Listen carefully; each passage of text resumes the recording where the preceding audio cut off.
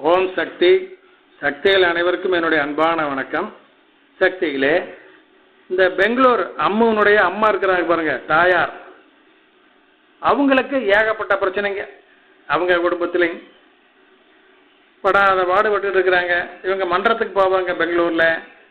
அப்படி போகும் பொழுது அங்குள்ள ஒரு விவரம் தெரிந்த நம் செவ்வாழை தொண்டர் ஒருத்தர் சொல்லிக்கிறாங்க, உங்களுக்கு இந்த பிரச்சனை எல்லாம் வந்துங்க உங்களால் பாதிக்கப்பட்ட பங்காளிகளால வந்திருக்கலாம்.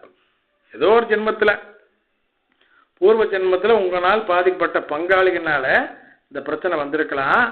அதனால் நீங்கள் உங்கள் அந்த மாதிரி பாதிக்கப்பட்ட பங்காளிகளை அழைத்து சாப்பாடு போடுங்க, சரியா போகும் அப்படின்னு சொல்லியிருக்கிறார்.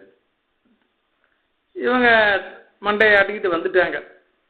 அப்புறம் வந்து யோசனை பண்ணி பார்க்கும் பொழுது, பாதிக்கப்பட்ட பங்காளி அப்படின்னு நம்ம யாரை கண்டுபிடிக்கிறது? எந்த ஜென்மத்தில் யார் பாதிக்கப்பட்டவன்னு யாருக்கு தெரியே? இது நம்மளாம் முடியாத விஷயமா இருக்குது அப்படின்னு உடனே என்ன பண்ணாங்க, நம்ம குரு அம்மாட்ட வேண்டிக்கிட்டாங்க. அம்மா தாயே, என்னமோ இப்படியெல்லாம் சொல்கிறாங்க, எங்களுக்கு ஒன்றும் தெரியாது, நீ தான் நல்வழி காட்டணும், இல்லை நீயே பார்த்துக்கோ அப்படின்னு சொல்லிட்டு வேண்டிக்கிட்டாங்க.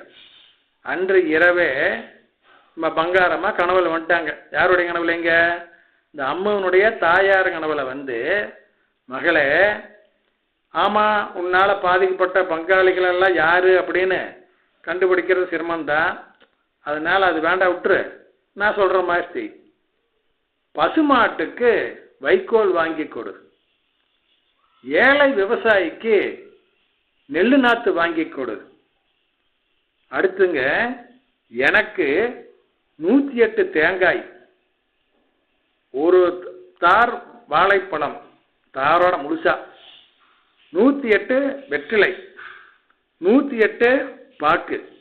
என்னென்னங்க சக்தியில?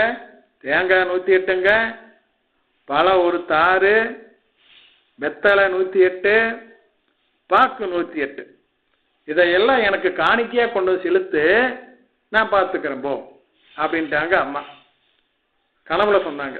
அதே மாதிரிங்க இவங்களுமே ஒரு வாரத்துக்குள்ளேயே அந்த பொருளெல்லாம் ரெடி பண்ணி கொண்டு வைங்க, மருத்துவர் கொண்டே பாது போச்சையில் அம்மாட்ட ஒப்படைச்சிட்டாங்க.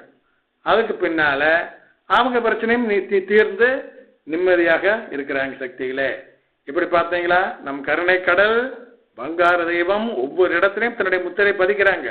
ஓம் சக்தி.